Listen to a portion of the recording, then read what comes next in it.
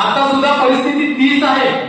जर विचार केला आपण तर दरवर्षी 25 लाख रुग्ण भारतात निघतात, त्याच्यापैकी 5 लाख रुग्ण मरण पावतात. आणि दुर्दैवाची बाब अशी आहे, याच्यामध्ये 5 देश तुम्हाला सांगतो, एक इंडोनेशिया, फिलिपाईन्स, दक्षिण आफ्रिका, भारत, त्याच्यामध्ये पाकिस्तान, अफगाणिस्तान, नायजेरिया असे याच्यामध्ये जे टॉप 5 देश पकडला.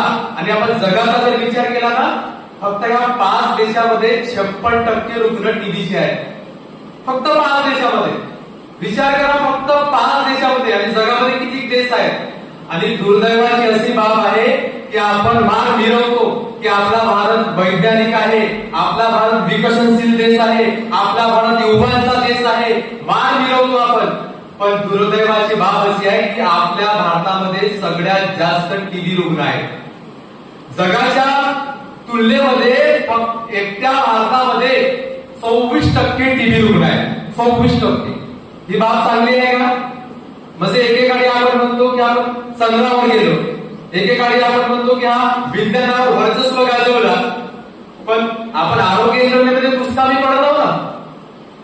तर ही स्थिती आपल्याला बदलवायची आहे. आणि ही स्थिती कोण बदलणार आहे? तुम्ही आणि आम्ही.